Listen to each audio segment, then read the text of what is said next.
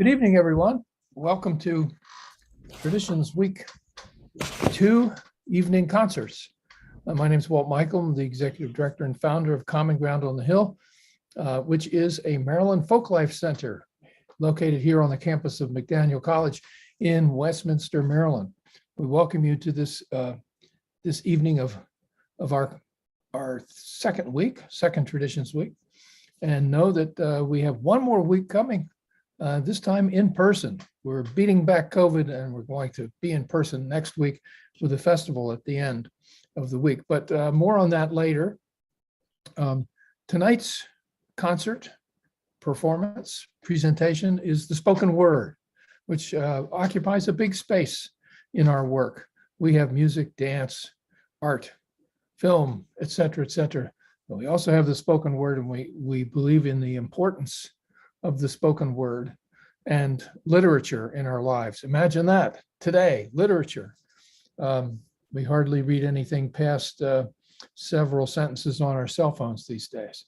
But at Common Ground on the Hill, we teach writing, we teach poetry, we teach storytelling so that we can encounter one another in those things. So we have three wonderful artists with us tonight.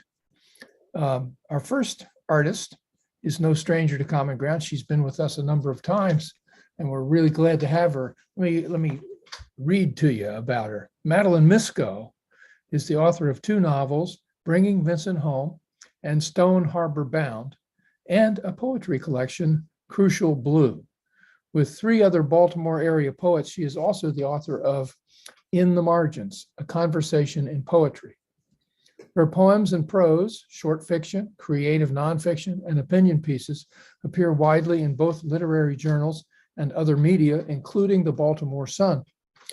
During the Vietnam War, she served as a nurse on the burn ward at Brooke Army Medical Center and is a member of Veterans for Peace. A graduate of the Johns Hopkins Writing Seminars, she has taught creative writing in the Baltimore-Washington region for years. Among her honors are individual artist grants in both poetry and fiction from the state of Maryland. Presently, she serves as a coordinating editor of the Reflections column at American Journal of Nursing and teaches at the renowned Goucher College. Madeline is teaching a variety of courses, actually two courses this week: Nature Poems, a multimodal workshop, and 5 days, 5 very short stories well told, a creative nonfiction workshop. So, Madeline, welcome. I'm really excited to hear what you're going to do tonight. Thank you, Walt. Thank you for that warm welcome and an introduction. I'm going to read tonight from my first novel, Bringing Vincent Home. So in a way, I'm reading something that's old. It was published in 2007. But in another way, I think you'll hear that this is still me. It's a story that I've been telling in various ways over the course of my writing life since I realized that bearing witness to that experience of serving on the burn ward was an important moment in my life. And then I'm going to just read a couple excerpts, short, and then I will close with two short poems that are sort of an extension of the same theme that are new. So I'm reading from chapter 7 of Bringing Vincent Home, and what you need to know is the voice that you hear is the voice of the main character, Kitty Duval, who is the mother of Vincent, who was burned badly in Vietnam. And it's 1969, and she has flown for the first time in her life, and she has wound up at the burn ward, Brooke Army Medical Center in San Antonio, Texas. And you will hear mention in this passage of Vincent's sister, Mary Kate, who is an anti-war activist and very impatient with her mother's attitude about the war. I couldn't allow myself to think whether or not the war was a just one. All along I'd been frightened, as any mother would be. But still I trusted that the president would do the right thing. "My country, right or wrong," Mary Kate once flung at me. I didn't know how to explain to her that it really wasn't a case of my country, right or wrong. If all along you believed your country had to be right, and therefore couldn't possibly be wrong or do wrong. Think, Mom, they've got Vinny now. I tried to think, but I also needed to keep moving, holding steady. I couldn't afford to entertain such a terrifying thought that my own beloved country, the strong and valiant United States of America, might be careless with its boys. I tried to keep moving, holding steady, but the problem was that when I got to the burn ward, I was forced to sit. There was little I could actually do, little they'd allow me to do. Vincent was a soldier, after all. And so I had only the most basic of tasks to occupy me, getting food and drink to Vincent's mouth. Vincent was burned. His arms and hands and upper body are very badly burned. Getting food and drink to Vincent's mouth, tearing the sugar packets, cutting the meat, buttering the bread. But even those tasks could be taken from me in an instant. The occupational therapist, Lieutenant Darby, was forever patrolling the ward at mealtime. "Mrs. Duval," he'd say, if I so much as propped a straw in Vincent's milk carton, "let's not do everything for him." I understood that Darby was only doing his job. I understood that the sooner Vincent achieved independence, the better off he'd be. Still, more than any of the others, it was Lieutenant Darby who made me wonder if I should have stayed out of the way back at home. And so now I'll move forward to a little bit later in this week. And this is Kitty Duval, Vincent's mother, observing the nurses while she sits with nothing to do. And it's at a time when Vincent has a friend, a lieutenant who was also very badly burned, who takes a turn for the worse. His name is Pete, and it happens to be at a time when Pete's girlfriend is coming to visit, and Kitty's quite frightened about what's happened to Pete. I was getting used to the abrupt turns the nurses could make. The pace on the burn ward was pitiless. The kindest people seemed to get caught and carried off in a breath. You'd be staring after them, left to fend for yourself. I watched the nurses, and I could divide them into two camps: the nurses who had been to Vietnam and the nurses who hadn't. It was a good guess that a second lieutenant, like Ann Bukowski, probably hadn't been to Vietnam, because anyone who had been over there for a year would have been promoted. But you had to look at the rest of them carefully, for there was more to it than age or rank. Some of them seemed to move with an ease that was heartbreaking to watch. It was as though they had seen it all and nothing remained now to knock the wind from them. Those were surely the nurses who had been to Vietnam. Captain Garcia, for example.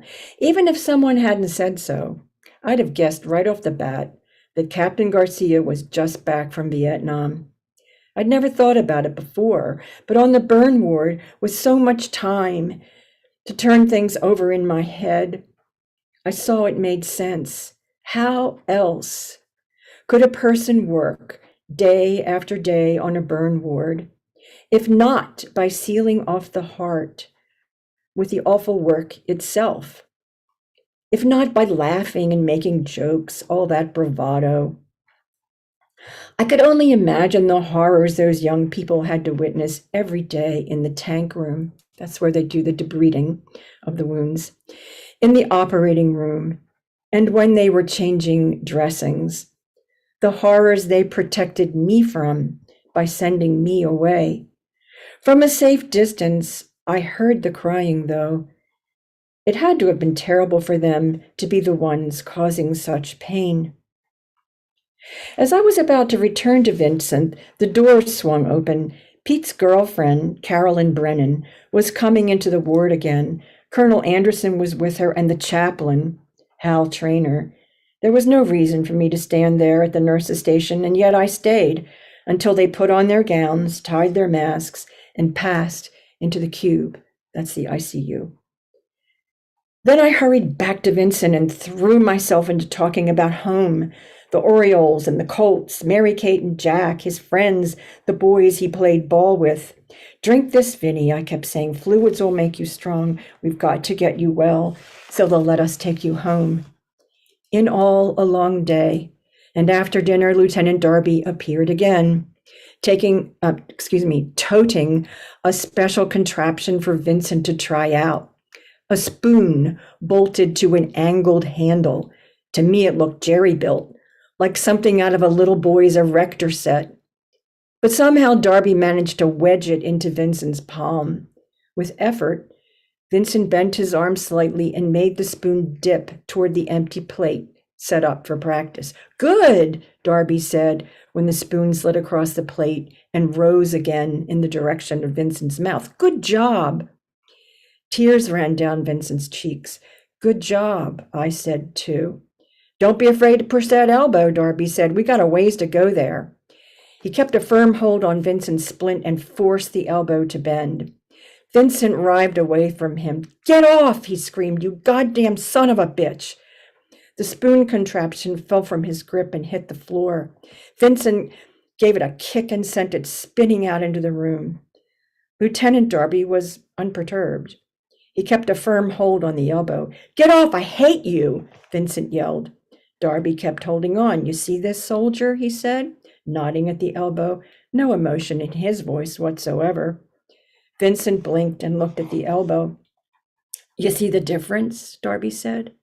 You just got yourself a couple inches of mobility. You keep working like that, and you'll be able to feed yourself. But I tell you what, you sit there on your ass, and you'll get contractures. It'll be like this elbow is sunk in cement, and your mom here can feed you for the rest of your life. He let go of the elbow then, smiled at me, polite as you please, and went to retrieve the spoon. I felt a flash of hatred for Darby, too, for the strong swing of his suntanned arm as he scooped up the spoon, for his cocky stride out of the ward. All the color had drained from Vincent's face. Just leave me alone, Mom, he said, as though I had taken some part in it. So I'll stop there with bringing Vincent home, and I'll turn to two final very short poems that I'll read. The first one is actually, they're both new poems, really new. And the first one is like right from bringing Vincent home. It's my voice. It's the same place and the same characters, but it's poetry. The first one is entitled There, There, There, and it has an epigraph. Catherine Florence Galloway, born 1929, died 1985, Colonel, United States Army Nurse Corps. Making her rounds, the colonel arrives at the bedside of my patient. I am young and inexperienced, but not as young as my patient is. He's 17, the age of my brother back home, and burned so badly, I can't imagine he'll survive. He lies naked before us, unconscious on the ventilator. I have just slathered his burns with sulfamylon. And without a word, the colonel takes a washcloth from the linen cart and places it over his privates. There, she says softly, not to me, but to him. Crucial still, after all these years, that plain white washcloth and her reverent hand upon it. And I will close. I don't think this poem needs any introduction either. It's called Comforter. Awake in the dark, sick with fever, shivering under 2 blankets, I remember that night on the pediatric ward when I was 10 and they thought it was polio. The nurse hadn't closed the curtains, and I lay awake counting the lights of the city, wanting the blanket tucked in, so sick with missing my mother. And I remember that night in hospice when the nurse brought the flannel blankets, and together we laid one over my mother and tucked it in. There was also a blanket for me, spread over the cot beside the deathbed of my mother. And I remember and I remember the child on the news, the boy in the cage at the border, the one captured on the security camera, sick with flu, his mylar blanket tossed aside, writhing and falling, dying on the concrete, forever separated from his mother. Out of the dark, it comes to me when I'm lying alone and sick in the dark.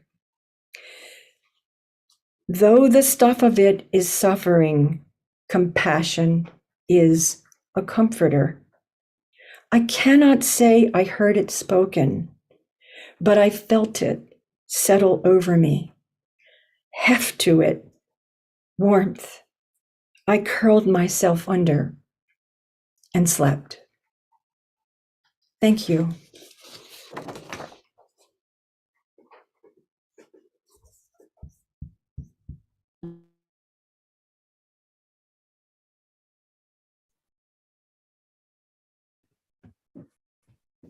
Madeline, thank you so much. It's hard to know what to say after encountering your words. And in war, we think about the act of war and the battlefield, and don't think enough about the repercussions and what happens afterwards, and the work that caring people do. Might we ever get past this as human behavior?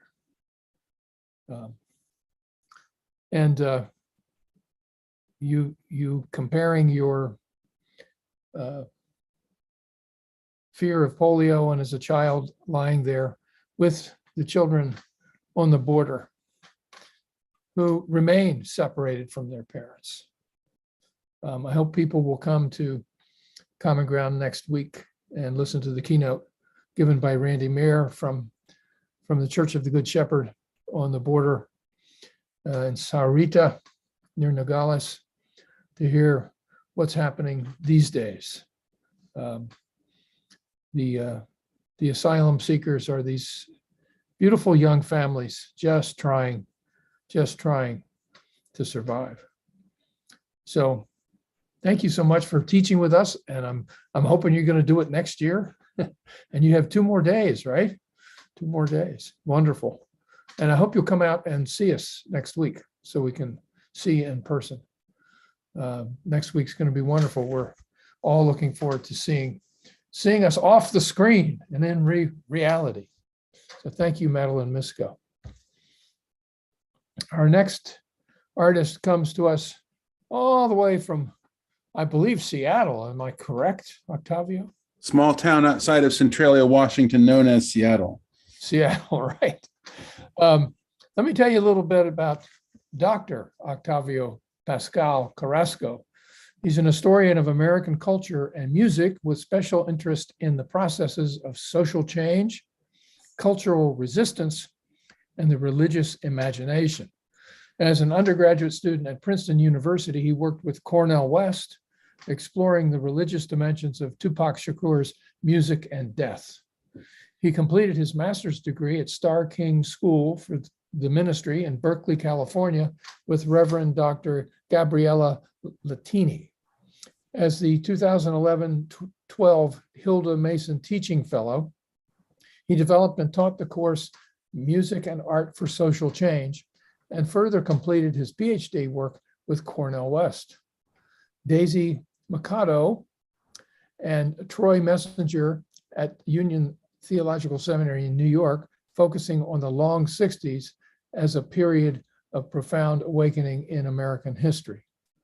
So he worked there. I didn't read that right, but he worked with Cornel West, Daisy Mikado, and Troy Messenger at Union in New York City. Octavio's primary mode of transportation is walking. Imagine that these days. You mean you don't have one of those newfangled bicycles, one of those things that keeps everybody looking at a screen? No, he walks, using the eyes and his feet to remain connected with his surroundings.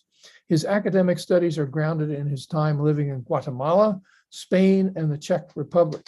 He can be found teaching English as a second language wherever there are students and juggling book loans at all the local libraries. Octavio is teaching with us this week, The United Borderlands, Social Change and Music. What happens if we consider the entire country as a borderlands? How does settlement, displacement, and development affect cultural identity? And what does music have to do with it all? We will explore these questions and more. It becomes imperative to consider the ways the entire country is a borderlands. This moves beyond our modern conceptions of states and connects us back to the process of settlement, displacement, and development that is going on even now. All three topics encourage discussion and reflection in Octavio's class. I should add that he's also a DJ, and he has a radio show, which I hope he will tell us more about. But make welcome all the way from Seattle, Octavio Carrasco. Well, thank you, Walt, and hello to everyone, virtual and in person. And it's a pleasure, as always, to be here. Yes, I host the Flower Power Variety Hour, formerly Music for Perilous Times. I got tired of it, and so I changed the title to Music for Steadily Improving Times. See if we can influence the path of events going forward. It's here in Seattle, small town outside of Centralia, Seattle, Washington, where we are today. Very sunny.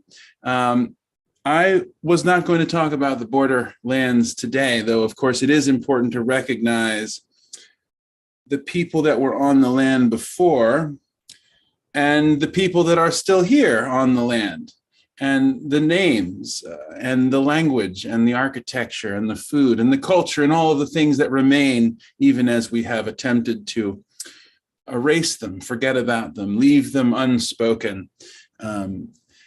And that is why I want to begin with James Baldwin, who is said to have said, "I love America more than any other country in the world. And exactly for this reason, I insist on the right to criticize her perpetually."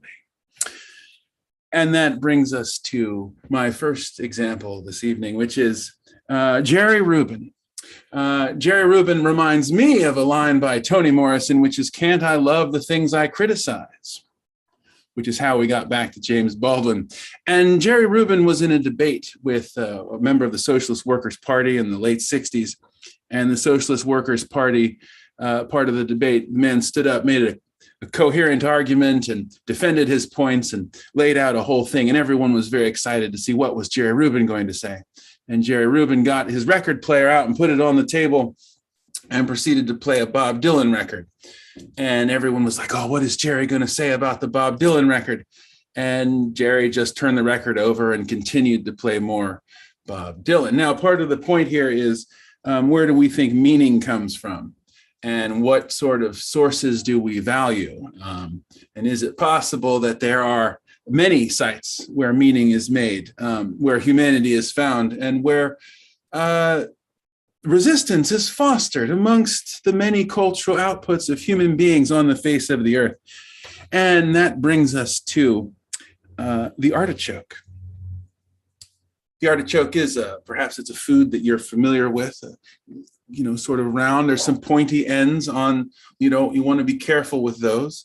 But as you peel away the different layers of the artichoke, as you get more and more into the artichoke, you'll find different things are happening. And if you get to the center, there's a thing called the choke. Now, this is not so safe to ingest directly, right? So you take that part out, and once you get past the choke, you get to the heart of the artichoke, possibly the most delicious part. Now, what I learned was that these will, if you leave them alone, they will in fact flower. So they turn into these giant flowers, and the flower itself is this brilliant purple. And the brilliant purple flower is in fact what we think of as the choke. So the part that you cannot eat is actually what becomes this brilliant purple flower that stands 6.5 feet in the air. And I only know this from discovering them by accident. And all of this is to say what you see on the outside does not necessarily reflect what is on the inside. And what sort of uses, what sort of resources can we find as we journey through the world around us? And that brings us to, well, this is an image. I'm interested in animals and how what we can learn about interaction and the idea of boundaries and rituals and society. And so how animals interact. And that led me to, it's a combination of reading about Japanese sword philosophy, Zen Buddhism, and also theological aspects of the pedagogy of the oppressed, the theater of the oppressed, and creating social change through the arts. And so we come to, it's a story. It's a story. There you are. You come to, and it is dark. You don't know where you are. You feel a bit fuzzy.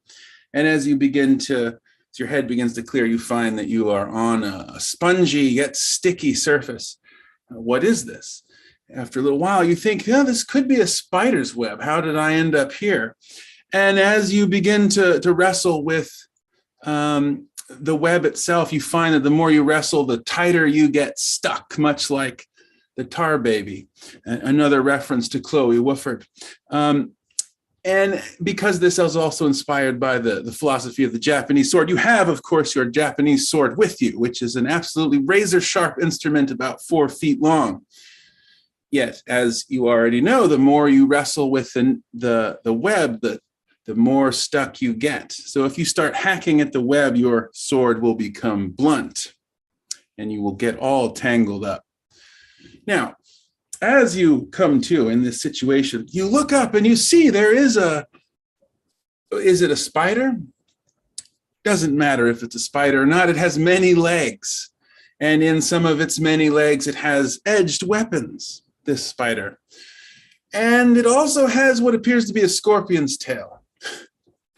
And as your training teaches you, you cannot face all of these things at once. If you focus on the arms, you will get got by the tail. And if you focus on the tail, you will get got by the mouth. And if you focus on the mouth, you will get got by the arms. So you might say this is an impossible situation. But part of the lesson is facing one of these obstacles is the same as facing all of them. And so that it's an exercise in terms of thinking, how can you overcome what seems to be insurmountable, especially when if you get wrapped up in any one of the individual aspects of this problem, you will be consumed by it. I believe the line is, learning 10,000 things is the same as learning one thing. And the more that you struggle, the tighter you get bound. So how do you change the situation? How do you overcome or transcend this very sticky situation? And that brings us to the Grateful Dead. You may be familiar with the Grateful Dead. What you may not know is about the name of the band. in their early stages, they were playing as Uptown Mother McCree's Uptown Jug Band. Very strange individuals in the San Francisco area in the mid 60s. And as they came together, they said, let's call ourselves the Warlocks. And they found there was another band already publishing records as the Warlocks. So it became a question of what will we call ourselves? And they came up with various ideas: Vanilla Plumbago, The Hobbits, Mythical, Ethical, Icicle, Tricycle, this kind of stuff. And this story is told many times by different people. And what becomes clear is that they were over at the bassist house of Phil Lesh, the bassist of the band. And Jerry Garcia, the guitarist and songwriter, was flipping through a book. And as he flipped through the book, he came to a page and the words Grateful Dead, he says, jumped off the page in vibrating golden letters. And he said, what if we call ourselves the Grateful Dead? And everybody said, hey, whoa, that's a little much there. And of course, when you hear the name Grateful Dead, what do you think of first? Especially if you are not familiar with the arcana of the Grateful Dead. It doesn't sound like folky rock psychedelia, does it now? So in my interest, I sought out the book that is alleged to have this phrase. It is called Funk and Wagnall's New World Dictionary. And what it describes, what Grateful Dead means, this is a series of folk tales that occurs in many cultures around the world. And it describes a traveler who comes across somebody who has died. And this person has died in debt. So they are being refused burial and mistreated by a group of people.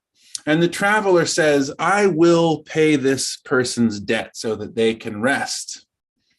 And they pay the debt, and the dead person is buried. And later on down the trail, the traveler meets a stranger who helps the traveler. And the point of the story here is that the Grateful Dead is the spirit who is grateful to the living, who has interceded on their behalf and completed their task in life. So the spirit is the Grateful Dead, who once again had unfinished business and was aided by somebody who had the empathy to do so. And this is the basis for this idea, something that we can all perhaps recognize, right? When we are confronted with the possibility to make a change, do we do so? And think about the repercussions of that as we go on down the trail, so to speak. And so I want to bring you to another point, which is, this is some lines by Robert Hunter, who's the lyricist of the Grateful Dead. He said, there are things that you can replace and others you cannot. The time has come to weigh those things. This space is getting hot. Can't talk to you without talking to me. We're guilty of the same old things, thinking a lot and lot about less and less, and forgetting the love we bring. And so as I come to a conclusion today, I want to say that what we do matters. We have power in the space in which we are, even if it seems insurmountable, even if you feel stuck or overwhelmed by the darkness. You cannot face all of it at the same time, even as facing one is the same as facing it all, perhaps. And this is a difficult situation. That's why I like this image of being caught in this web. It is a very dangerous situation, perilous indeed. There are many ways to get caught up, get distracted, or get hit, so to speak. And so that is the thought process that I hope to have brought you down this path tonight as we think about the world as it is and how it got to be that way. And so let us think finally of the words of Ira Zepp, who said to me, the closer you become, the closer you get to the center of yourself, the closer you get to everyone else.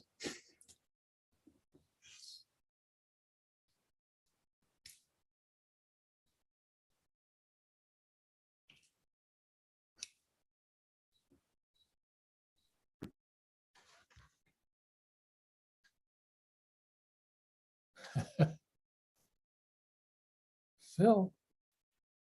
There we go. Yes, a good way to end, Tavo, with Ira Zepp. It's always good to end and begin and be in the middle with Ira Zepp. We miss him. Thank you, Octavio, all the way from out there in the left coast. I have to tell you, I don't know if I ever told you this, but right after I've sort of finished college, I was spending a lot of time writing. And I wrote a poem. Now, this is before I knew anything about the Grateful Dead, any of that stuff. I wrote a poem called Death at a Grateful Age. And so it makes me think that these kinds of things sort of exist, these archetypical kinds of thoughts and sayings, et cetera, exist in this place that we can tap into. I don't know. But thank you. Great to see and hear you. Wonderful, wonderful. Wow. Amazing. I wish you lived in Westminster. That's all I can say. Our next presenter is no stranger to Common Ground. She's been here with us for, gosh, how long now, Sheila? How long? I think it's been, I don't know, 6 or 7 years. 6 or 7 years. Yeah, I think at A least. little bit longer. Yeah. First heard about you from Bill Troxler, who met you, I think, somewhere on the Eastern Shore. And Sheila is an amazing storyteller. And I have to tell folks about the conversation we had where I was all excited last summer as I was reading this book called Slaves in the White House, which is this amazing book that talks about that. And I was like bringing you news, I thought. And I started telling you about Ona Jude. Ona Judge. Judge, I'm sorry, yeah. She's Martha Washington's maidservant slave who eventually figured out how to ditch the Washingtons.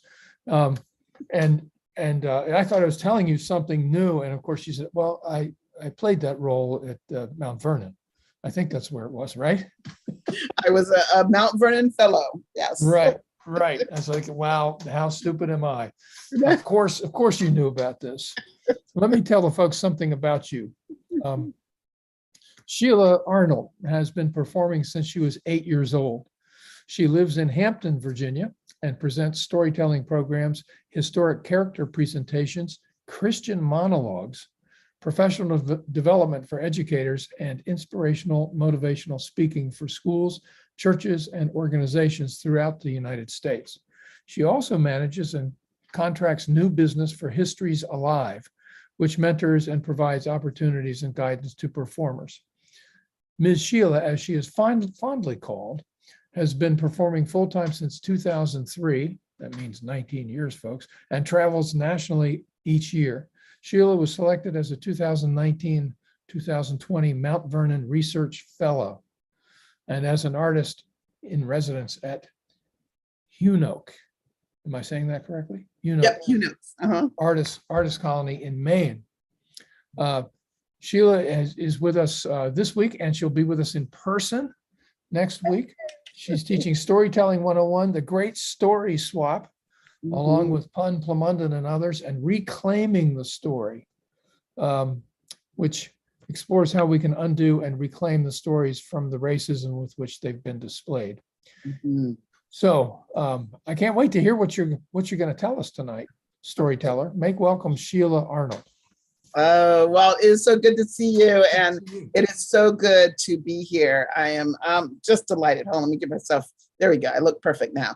At least, well, I looked perfect before, but better now. Okay. I am so delighted to be able to be here and to be with Common Ground the Hill. It is a special part of my life. It only took one time to be there to absolutely make sure it was a part of my summer every year. And since I started, it is important in all that we have done today, that Madeline and Octavio have done, already setting it up. It's important for us to look at how art can change the world. And that includes the art of storytelling. And in some cases, in the world of storytelling, we have traditional tales that are old and filled with universal things that we can always share and that we can always learn from. And sometimes the problem is a little more challenging, and a traditional tale might work, but needs a little twist in it. And that is one of the things that I love to do, is to share folk tales with a bit of a twist so that they can be utilized and given to the world in a way to help break the ground so that people can break their hearts and rise up to heal the land. So that is my goal for what I do. And so I present to you a new story along those lines. There once was a town called Usa that was overrun with rats. They had tried so many ways to get rid of rats, but they persisted. The town's council was made aware of a Pied Piper who could play his pipe so well that the rats followed him. And since they had a good-sized river close to the town, they hoped the Pied Piper could take the rats to be drowned.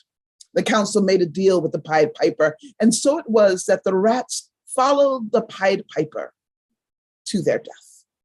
However, when it came to getting his pay, the council gave the Pied Piper less than expected, claiming their own debt prevented anything further. The next day, the Pied Piper returned with a different pipe, which played a different tune. And on this tune, many of the town's children followed the Pied Piper to the river and to their deaths.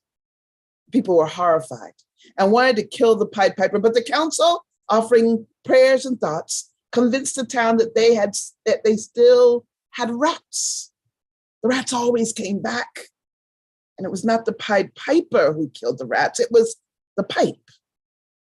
The Pied Piper agreed. So town council continued to hire their Pied Piper to kill the rats, which always seemed to multiply.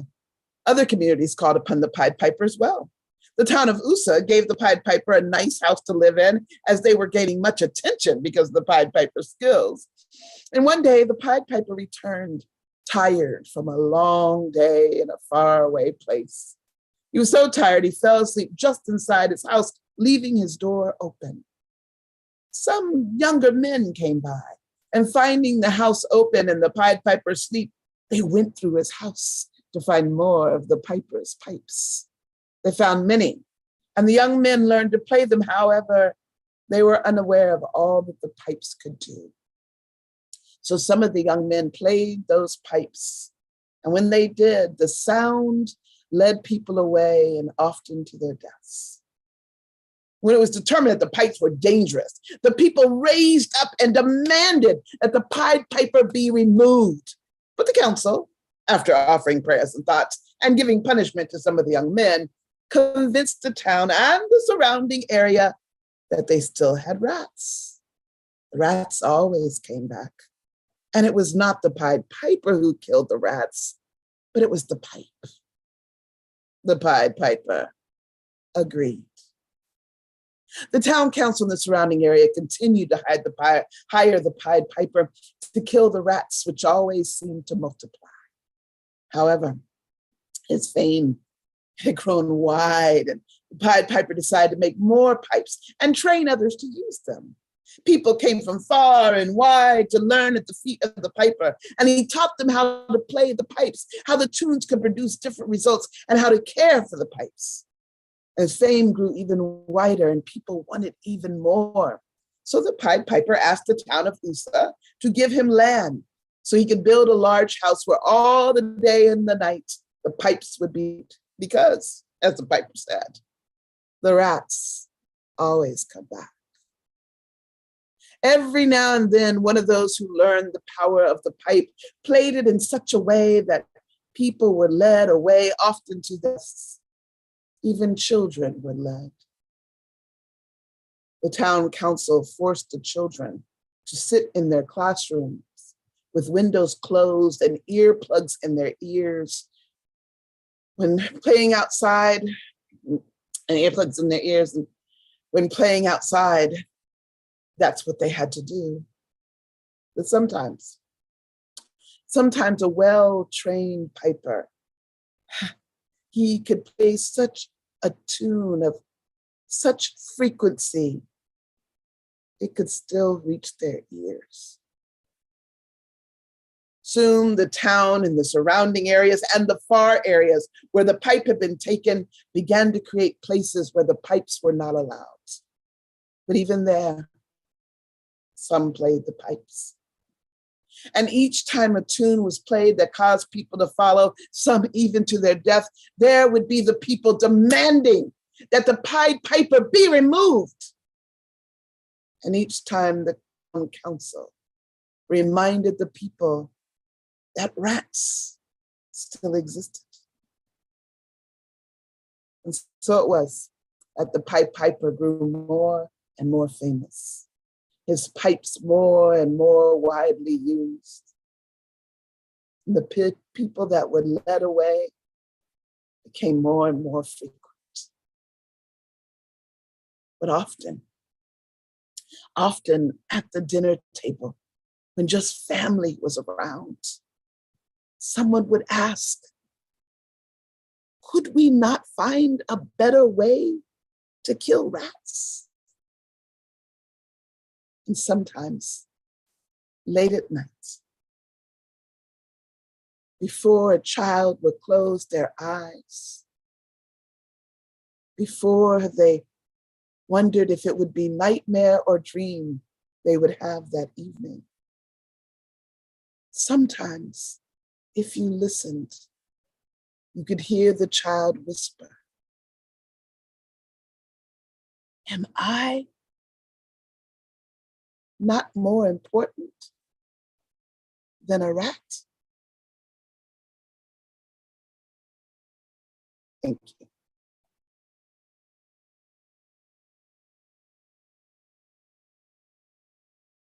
That's all I got, Walt, unless you want me to do more. Thank you, Sheila. Those rats, am I not more important than a rat? Yeah. Well, I can't wait to see you next week. We're all going to be. If you want me to go longer, I can. That Sure, was the go. one I really wanted to hit. Give us another. Give you one more. Okay. Yeah.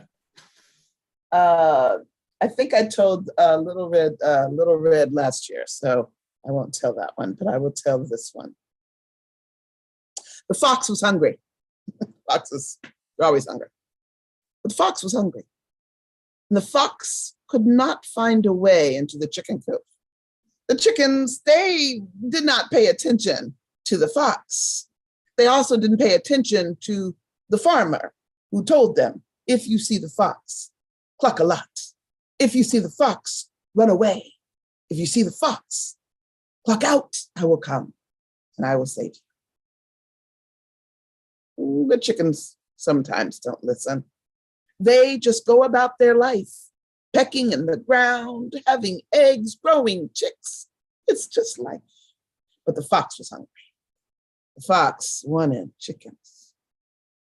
So one day, the fox approached the chicken coop. His stomach growled. But instead of letting the stomach growl being something of hunger, he began to moan, groan. Oh, it's me. Oh, it's me. I come to die. Chickens, chickens, hear me now. I come to my death.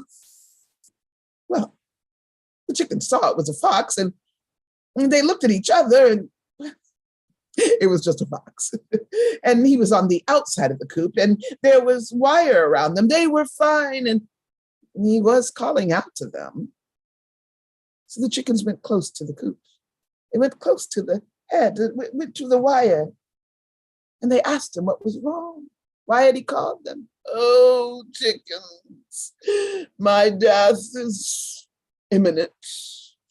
And I have so much to apologize to you for. I ask your forgiveness for any time that I've come in and taken one of you. And for any time that I've destroyed this chicken coop. I apologize sincerely, sincerely. And now to my death I must go. And with great drama and flair, he fell to the ground, turned over and breathed his last. The chickens were stunned. Oh, he's died. He's died. But he did ask forgiveness. We should bury him. Oh, yes. Yes, we should. We should bury him. And so many of the chickens, they gathered themselves around and they pecked and pecked and pecked at that wire until they were able to peck it just big enough for them to hop through. And out they went. And some began to scratch the ground and scratch the ground and scratch the ground, right around where that fox was. Scratching and scratching and scratching and scratching. Scratching others, they paid attention to nothing at all, but what they were doing inside the coop. Scratching and scratching and scratching and scratching with those few that had gone out. And as they scratched and scratched, they paid no mind to the fox, who opened one eye and then another. And with the swiftness that they were unexpecting, he grabbed one and swallowed it whole. He grabbed another and swallowed it whole. Grabbed a third chicken and swallowed it whole. The other chickens ran for the fence. He was able to grab two more and walk away with them laughing. Chickens never listen. Well, the chickens clucked and clucked and clucked and clucked and clucked as the fox ran away. And the farmer came, and the farmer saw what had happened. And he saw that his chickens were, some of them were eaten and some of them obviously harmed. He told them, chickens, the fox, do not go to the fox. Do not listen to the fox. The fox will only trick you. I'm here. When you see the fox, cluck and I will come. Oh, and everyone remembered. The chickens were like, yes. And they remembered for a week or less. They remembered for 2 weeks. Not really. By the third week, they were back to clucking and pecking the ground and taking care of the eggs and the little chicks and scratching on the ground.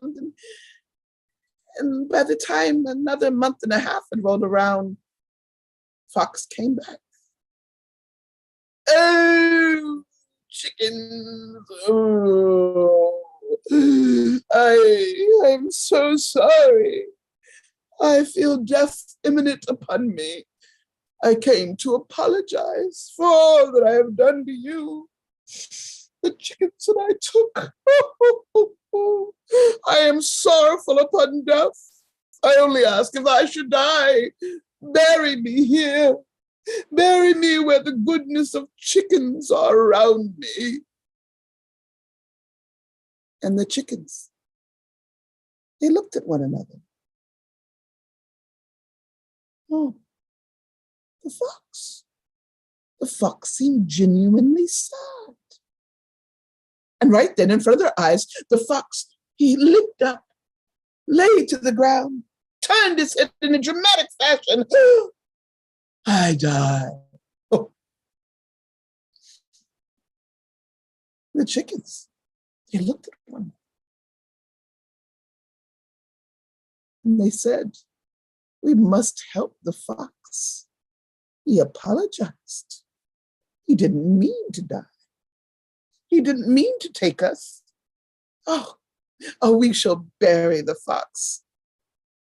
And so the chickens began to peck at that chicken coop until they opened a space just wide enough for some of them to go out.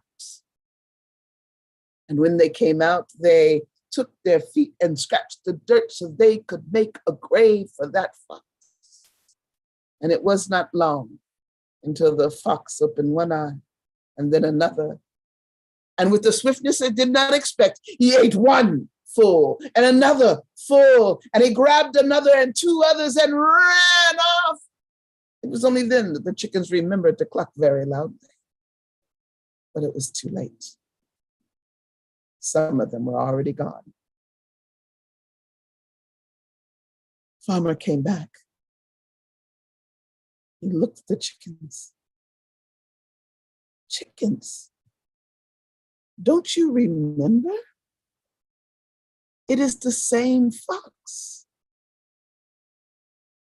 And the chicken said, oh, yes, yes, yes, we remember now. We will not forget. We will not forget the harm that has come to us. We will not let a fox in again. We will not forget what they have done to us and the lies they have told that fox. And so they remembered for almost a week, for 2 weeks. Not really. By the third week, they were back to scratching the earth, clucking away, taking care of their chicks having eggs. And after a month and a half, the fox came back again, and then again, and then again, and then again. Because the chickens refused to remember. Thank you.